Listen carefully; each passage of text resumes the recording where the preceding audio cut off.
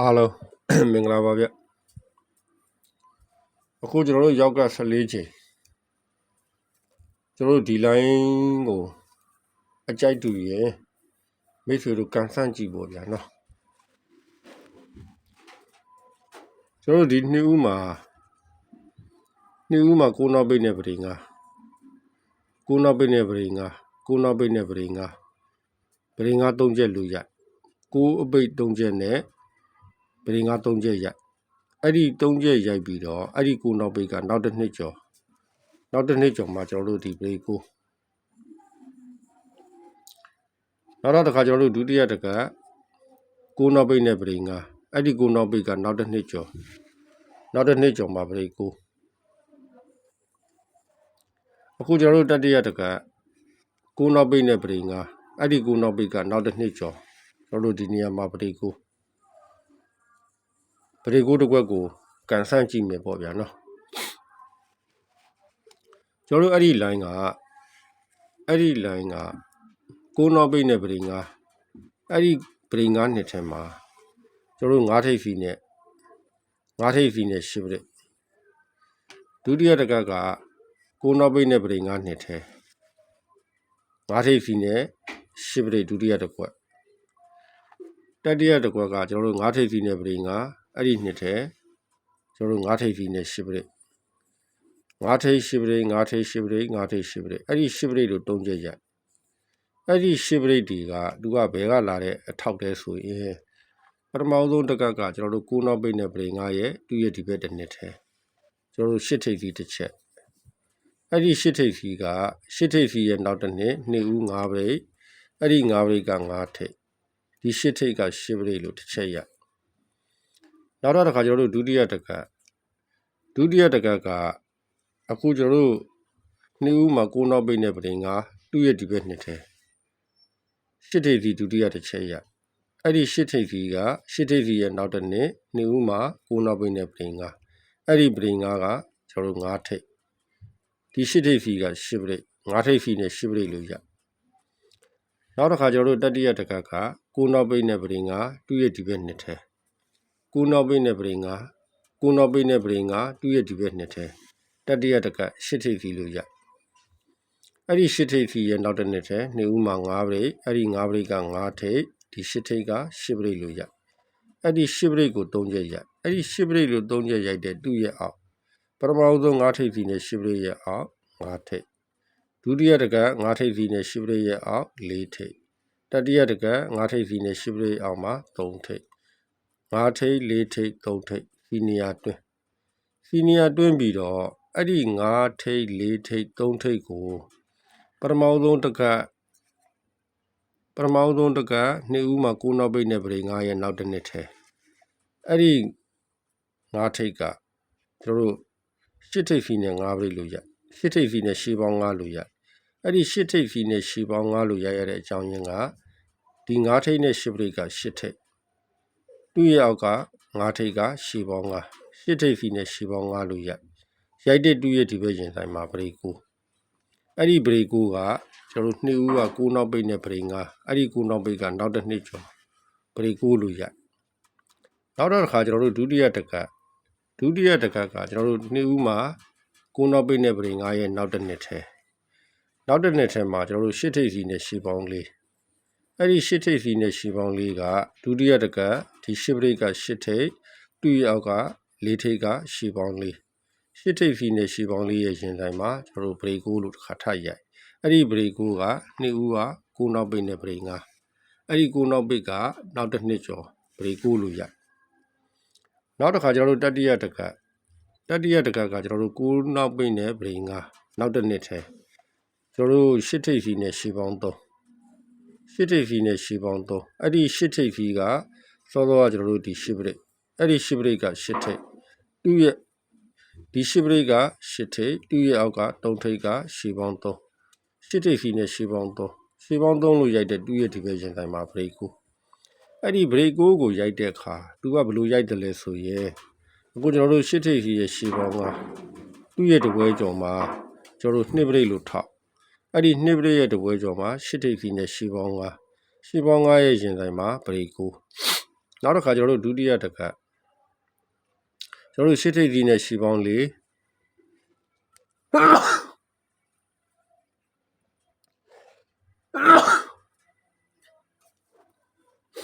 sorry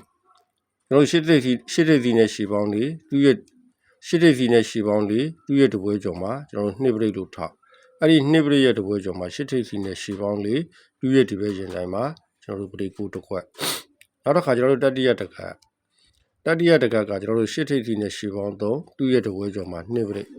အဲ့ဒီနှစ်ပရိတ်ရဲ့တပွဲကျော်မှာရှစ်ထိပ်စီးနဲ့ရှီပေါင်း3သူ့ရဲ့ဒီဘက်ရင်တိုင်းမှာပရိတ်ကိုတစ်ခွက်အဲ့ဒီပရိတ်ကိုတွေကကျွန်တော်တို့ဒီနှစ်ဦးက9နောက်ပိတ်နဲ့ပရိတ်9နောက်ပိတ်ကနောက်တစ်နှစ်ကျော်ပရိတ်ကိုတစ်ချက်ရိုက်ဒုတိယတကက9နောက်ပိတ်နဲ့ပရိတ်အဲ့ဒီ9နောက်ပိတ်ကနောက်တစ်နှစ်ကျော်ပရိတ်ကိုတို့ရိုက်တတိယတကက9နောက်ပိတ်နဲ့ပရိတ်အဲ့ဒီ9ဒီနောက်တစ်နှစ်ကျော်ပရိတ်ကိုတို့ဒီနေရာကိုရိုက်ရမယ်ပေါ့ဗျာ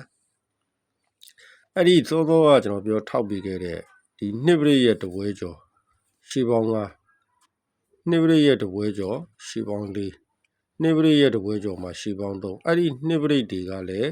ကျွန်တော်တို့ဒီရှစ်ထိပ်စီတို့ပထမဆုံးစထွက်တဲ့နှစ်ထဲသူ့ရဲ့ထက်မှာနှစ်ပရိတ်ကနှစ်လိုပိတ်နောက်တစ်ခါကျွန်တော်တို့ဒုတိယတကရှစ်ထိပ်စီရဲ့အထက်မှာနှစ်ပရိတ်အဲ့ဒီနှစ်ပရိတ်ကနှစ်လိုပိတ်တတိယတကရှစ်ထိပ်ရဲ့အပေါ်မှာနှစ်ပရိတ်ကနှစ်လိုပိတ်အဲ့ဒီနှစ်ပရိတ်3ချက်ကိုကျွန်တော်တို့ဒီပထမဆုံးတင်ငါကိုနှစ်ဦးမှာ9နောက်ပိတ်နဲ့ပရိတ်9ရဲ့နောက်တစ်နှစ်ထဲနှစ်ပရိတ်ရဲ့တပွဲကျော်အဲ့ဒီနှစ်ပရိတ်တွေကနှစ်ပရိတ်ရဲ့တပွဲကျော်မှာရှစ်ထိပ်စီနဲ့ရှီပေါင်း9လို့ထဲတဲ့တူရဲ့ဒီဘက်ရင်ဆိုင်မှာပရိတ်ကိုအဲ့ဒီပရိတ်ကိုရိုက်တဲ့အခါကျွန်တော်တို့ထိတ်တူထိတ်နဲ့ပရိတ်ကိုတစ်ခွက်ရိုက်နောက်တစ်ခါကျွန်တော်တို့ဒုတိယတစ်ခါကျတော့လေရှစ်ထိပ်စီရှီပေါင်း4တူရဲ့ဒီဘက်ရင်ဆိုင်မှာထိတ်တူထိတ်နဲ့ထိပ်စီတူထိပ်စီနဲ့ပရိတ်ကိုတစ်ခွက်ရိုက်အခုကျွန်တော်တို့တတိယတစ်ခါကရှစ်ထိပ်စီနဲ့ရှီပေါင်း3သူ့ရဲ့ဒီဘက်ရင်ဆိုင်မှာကျွန်တော်တို့နှစ်ထိပ်လို့ဝင်ပြီးတော့နှစ်ထိပ်စီနဲ့ဘရိတ်ကိုတစ်ခွက်အဲ့ဒီဘရိတ်ကိုတစ်ခွက်ကိုဖမ်းတဲ့အခါသူကဘရိတ်ကိုတစ်ခွက်ကိုဖမ်းတဲ့အခါသူကဘယ်လိုလာလဲဆိုရင်သူကစီနီယာတွေနဲ့ထောက်ပြီးတော့လာတဲ့အတွက်အခုကျွန်တော်တို့ကဒီအပိတ်ကိုစီနီယာနဲ့တွဲမှာပေါ့ဗျာနော်9ထိပ်က9ထိပ်လို့ဝင်4နောက်ပိတ်နဲ့ဘရိတ်ကိုနောက်တစ်ခါကျွန်တော်တို့ဒုတိယတစ်ခါကျတော့ရှစ်ထိပ်ကရှစ်ထိပ်လို့ဝင်ပြီးတော့4နောက်ပိတ်ပြီးတော့9နောက်ပိတ်နဲ့ဘရိတ်ကိုအခုကျွန်တော်တို့တတိယတစ်ခါကနှစ်ထိပ်စီလို့ဝင်4နောက်ပိတ်9နောက်ပိတ်ဒီနေရာမှာ6နောက်ပိတ်နဲ့ကစားမယ်ဆိုရင်အခုကျွန်တော်တို့က216လို့ကစားမှာပေါ့ဗျာနော်ကျွန်တော်တို့216လို့ကစားမှာပေါ့အဲ့ဒီ216ကလည်းသူကစားလို့မရဘူးလားဆိုရင်အခုကျွန်တော်တို့ဒီ216ကလည်းကစားလို့ရတယ်ပေါ့ဗျာနော်ပထမကျွန်တော်တို့ဒီ612ကိုလှန်ပြီးတော့216လို့ကစားလို့ရတယ်ပေါ့ဗျာနော်အဲ့ဒီကစားလို့ရတဲ့အကြောင်းရင်းကအခုကျွန်တော်တို့ပထမအဆုံးဒီ9ပရိတ်က9ထိပ်လို့တက်ဒုတိယတက10ပရိတ်က10ထိပ်လို့တက်တတိယတက9ပရိတ်က9ထိပ်လို့တက်အဲ့ဒီ9ထိပ်လို့တက်တဲ့ပထမဆုံးတက9ပရိတ်က9ထိပ်လို့မတက်ခင်အဲ့ဒီ9ပရိတ်ရဲ့တူရဲ့ဒီဘက်ရင်ဆိုင်မှာကျွန်တော်တို့ခုဒီ9ထိပ်စီးနဲ့ဆောင်းကိုအဲ့ဒီဆောင်းကိုကပရိတ်ကို9ထိပ်အဲ့ဒီ9ထိပ်စီးက9ပရိတ်9ထိပ်လို့တက်တဲ့တူရဲ့ဒီဘက်ရင်ဆိုင်နဲ့ထဲအဲ့ဒီ9ထိပ်စီးက9ပရိတ်အဲ့ဒီ9ပရိတ်ကတူရဲ့အောင်ပတ်ပြန်ကြနောက်တစ်ခါကျွန်တော်တို့ဒုတိယတကက10ပရိတ်က10ထိပ်လို့တက်အဲ့ဒီ10ပရိတ်ရဲ့တူရဲ့ဒီဘက်ရင်ဆိုင်နဲ့ထဲစောစော9ထိပ်ဒီတက10ထိပ်စီနဲ့ဆောင်း10အဲ့ဒီဆောင်း10က10ပရိတ်10ထိပ်လို့တက်အဲ့ဒီ10ထိပ်စီကို10ပရိတ်10ထိပ်လို့တက်တဲ့နောက်တစ်နှစ်ထဲအဲ့ဒီ10ထိပ်စီက10ပရိတ်အဲ့ဒီ10ပရိတ်တစ်ခွက်ကကျွန်တော်တို့တူရဲ့အောက်ကိုပြန်ကြအခုကျွန်တော်တို့တတိယတကခွန်ပရိတ်ကခွန်ထိပ်လို့တက်ခွန်ပရိတ်ရဲ့တူရဲ့ဒီဘက်ရင်တိုင်းမှာကျွန်တော်တို့9ထိပ်စီနဲ့ဆောင်းခွန်အဲ့ဒီဆောင်းခွန်ကခွန်ပရိတ်ခွန်ထိပ်လို့တက်တဲ့နောက်တစ်နှစ်ထဲဒီ9ထိပ်စီကပရိတ်ကိုတစ်ခွက်ကျွန်တော်တို့ဒီပရိတ်ကိုတစ်ခွက်ကလူပြန်ကြကစားမယ်ဆိုရင်ဒီ612ကကျွန်တော်တို့ပြန်ကြကစားလို့ရတယ်ပေါ့ဗျာနော်ကျွန်တော်တို့ဒီအဲ့ဒီပြန်ကြလိုင်းကဒီ ရောက်ကမှလည်းပြန်ကြလိုင်းရှိတယ်ပေါ့ဗျာနော်အဲ့ဒီပြန်ကြလိုင်းကလည်းကျွန်တော်တို့ဇောင်းသုံးလုံးပေါင်းချင်း2ရဲ့အောက်မှာပြန်ကြဒုတိယတကကျွန်တော်တို့ဇောင်းသုံးလုံးပေါင်းချင်း3ရဲ့အောက်မှာပြန်ကြအခုကျွန်တော်တို့ရောက်ကဇောင်းသုံးလုံးပေါင်းချင်း4ရဲ့အောက်မှာပြန်ကြအဲ့ဒီပြန်ကြကိုရိုက်တဲ့အခါကျွန်တော်တို့ဇောင်းသုံးလုံးပေါင်းချင်း2ရဲ့အထက်မှာဒီသုံးလုံးပေါင်းချင်း1ကပုံသေးနောက်တစ်ခါကျွန်တော်တို့ဇောင်းသုံးလုံးပေါင်းချင်း3ရဲ့အထက်မှာလည်းဒီသုံးလုံးပေါင်းချင်း1ကပုံသေးအခုကျွန်တော်တို့တတိယတကဇောင်းသုံးလုံးပေါင်းချင်း4ရဲ့အပေါ်မှာလည်းဒီသုံးလုံးပေါင်းချင်း1ကပုံသေးကျွန်တော်ဟိုဘက် channel မှာဒီ line ကိုကျွန်တော်ဖန်ပေးထားတာကဒီသုံးလုံးပေါင်းချင်း1ဇောင်းသုံးလုံးပေါင်းချင်း2သူ့ရဲ့အောက်မှာ662ကပြန်ကြအဲ့ဒီ662ဒီကျွန်တော်တို့အဲ့ဒီနှစ်ထဲက626အဲ့ဒီ626ဒီကျွန်တော်တို့6ထိပ်စီနဲ့ကဏ္ဍတစ်ခွက်သူကစောစော1ကိုပေါင်း3လုံးပေါင်းချင်း1ကိုထောက်ထားတဲ့အတွက်အပိတ်3လုံးပေါင်းချင်း1ရဲ့အောက်က626 6ထိပ်စီနဲ့ကဏ္ဍတစ်ခွက်အဲ့ဒီ6ထိပ်စီနဲ့ကဏ္ဍတစ်ခွက်ကဒီမှာပြန်ကြနောက်တစ်ခါကျွန်တော်တို့ဒီ356အဲ့ဒီ356ကလည်း963ပြန်ကြအဲ့ဒီ963ရဲ့အထက်မှာလည်းအပိတ်3လုံးပေါင်းချင်း1 5ထိပ်စီရလည်းဖြစ်ရမယ်အပိတ်3လုံးပေါင်းချင်း1ရဲ့အောက်ကခဏနဲ့ဖြစ်ရမယ်ဆိုတော့အပိတ်3လုံးပေါင်းချင်း1ရဲ့အောက်က963အဲ့ဒီ963က356လို့ပြန်ကြဇောင်း3လုံးပေါင်းချင်း3ရဲ့အောက်မှာပြန်ကြအခုကျွန်တော်တို့တတိယတကကကျွန်တော်တို့ဒီနေရာမှာပြန်ကြကစားမယ်ဆိုရင်အခုကျွန်တော်တို့ဒီကဏ္ဍကိုပြန်ကြရွေးတာပေါ့ဗျာနော်စောစောကကျွန်တော်တို့6ထိပ်စီ5ထိပ်စီဒီတစ်ခါ4ထိပ်စီ4ထိပ်စီရဲ့အပေါ်မှာအပိတ်3လုံးပေါင်းချင်း1အဲ့ဒီ1တွေကတော့ကျွန်တော်တို့ဒီ3လုံးပေါင်းချင်း1တွေပေါ့ဗျာနော်ဒီ3လုံးပေါင်းချင်း1တွေကြောင့်သူကအပိတ်3လုံးပေါင်းချင်း1ရဲ့အောက်က495အဲ့ဒီ495ကပြန်ကြဒါကကျွန်တော်တို့တနည်းနဲ့ယူတာပေါ့ဗျာစောစောကဒီ612ကကျွန်တော်တို့စောစောက line နဲ့ဒီ break ကထိတ်ကိုတက်တဲ့ line နဲ့612ကိုယူတာအခုဒီ line ကကျွန်တော်တို့ဒီ3လုံးပေါင်းချင်း1နဲ့ဒီလိုဇောင်းကိုစီနီယာဆင်းတဲ့ခဏကိုယူတာယူတဲ့အတွက်ကြောင့်ကျွန်တော်တို့အပိတ်3လုံးပေါင်းချင်း1ရဲ့အောက်ကခဏ495ဒီနေရာမှာရိုက်ပြီမယ်ဆိုရင်ပထမတကကိုသူရိုက်ပြီးထားတာကအပိတ်ဒီထိတ်ဒီခါ662လို့ခါကအပိတ်နဲ့ဝင်တာပေါ့ဗျာ662လို့ပထမတကခစားတယ်နောက်တစ်ခါကျွန်တော်တို့ဒုတိယတကကြတော့အပိတ်ဒီထိတ်ဒီခါဒီအပိတ်နဲ့356လို့ဒုတိယတကခစားတယ်အခုကျွန်တော်တို့တတိယတကမှာအပိတ်ဒီထိတ်ဒီခါဒီအပိတ်နဲ့ဆိုရင်အခုကျွန်တော်တို့ဒီ949တကွက်သူကစားလို့ရတယ်ပေါ့ဗျာနော်ဒါကတော့ကျွန်တော်တို့949ကတော့949နဲ့ဒါကျွန်တော်ကြိုက်တာပေါ့ဗျာနော်949နဲ့594အဲ့လိုကစားကြည့်ပေါ့ဗျာနော်နောက်တစ်ခါကျွန်တော်တို့ဒီ216ကထက်နောက်တစ်ခါကျွန်တော်တို့ဒီ line ထဲမှာကျွန်တော်ဒီ line တုန်းကလည်းဒီ3900ပြန်ကြ line တုန်းကလည်းဒီ line လေးနဲ့ဖမ်းပေးတာပေါ့ဗျာနော်၄ break ရဲ့ဆောင်းသူကလည်းဒီမှာလည်းပြန်ကြထားတာက၄ break တွေပဲပြန်ကြထားတော့ဒါတစ်ချက်လှည့်လို့ရတယ်ပေါ့ဗျာနော်တစ်ချက်လှည့်လို့ရတာကကျွန်တော်တို့6ထိပ်စီနဲ့ကဏ္ဍတစ်ခွက်ကျွန်တော်တို့ဒီ626အပိတ်3လုံးပေါင်းချင်း4ဖြစ်တဲ့ကဏ္ဍတစ်ခွက်626အပိတ်3လုံးပေါင်းချင်း4က4နဲ့4 break ပေါ့ဗျာနော်အဲ့ဒီ4 break ကဒီမှာပြန်ကြဒုတိယတစ်ခါကလည်းကျွန်တော်တို့အပိတ်3လုံးပေါင်းချင်း4 break 4လို့ဖြစ်တဲ့ကဏ္ဍတစ်ခွက်ကဒီမှာပြန်ကြ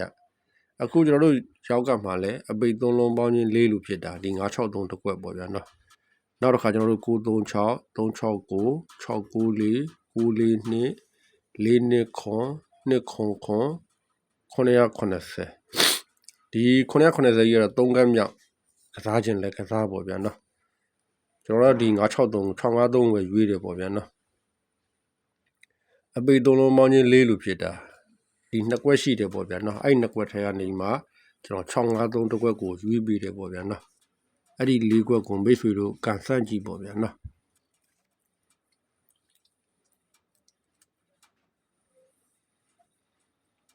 ကျွန်တော်တို့အချိန်တိုင်းမှာတော့စနစ်၄-၅မျိုးတွေကနေပြီးမှအကောင်းဆုံးစနစ်ကိုတော့တစ်ကွက်ရွေးထုတ်ပေးတာပေါ့ဗျာနော်အကောင်းဆုံးရွေးချယ်ထားတဲ့ line ကိုသိချင်ရင်တော့အခုကျွန်တော်တို့နှစ်ကုန်ထိမာဝင်တဲ့လူတွေပဲ ရမယ်ပေါ့ဗျာနော်ဒါကြောင့်မိတ်ဆွေတို့အနေနဲ့နှစ်ကုန်ထိကျွန်တော်တို့မမဝင်ဖို့စိတ်ဝင်စားတဲ့မိတ်ဆွေတွေကကျွန်တော်နှစ်ကုန်ထိကို3000ခွဲယူတယ်ပေါ့ဗျာနော်ကျွန်တော်ဒီနှစ်ကုန်ထိကိုစိတ်ဝင်စားတဲ့မိတ်ဆွေတွေကကျွန်တော်2590 5896 2590 5896 2590 5896လိုက်ရတာမရှင်းဘူးပေါ့ဗျာနော်ကျွန်တော်2590 5896နောက်တစ်ခါကျွန်တော်တို့ဖုန်းဆက်ချင်တယ်ဆိုရင်40 434 5315ကျွန်တော်တို့ဒီ2590 5896ကတော့ Viber နဲ့ပြီးဆက်တွယ်ပြီးမေးလို့ရတယ်ပေါ့ဗျာနော်ဒါကတော့ကျွန်တော်တို့ဖုန်းဆက်ပြီးမေးချင်တဲ့မိတ်ဆွေတွေကကျွန်တော်တို့40 434 5315အဲ့ဒီဖုန်းကိုဆက်ပေါ့ဗျာနော်ဒါကကျွန်တော်တို့နှစ်ကုန်ထိစိတ်ဝင်စားတဲ့မိတ်ဆွေတွေက Viber ကနေဆက်တွယ်လို့ရတယ်လို့ကျွန်တော်တို့ဖုန်းခေါ်ပြီးလဲမေးမြန်းလို့ရတယ်ပေါ့ဗျာနော်ဒါကတော့နှစ်ကုန်ထိယူတဲ့မိတ်ဆွေတွေကတော့ကျွန်တော်တို့တစ်ပတ်တစ်ချိန်အကောင်းဆုံးရွေးချယ်ထားတဲ့စနစ်ကိုတော့ကြည့်ရတာပေါ့ဗျာနော်အားလုံးကောင်းကြပါစေကိုလပ်ပါဗျ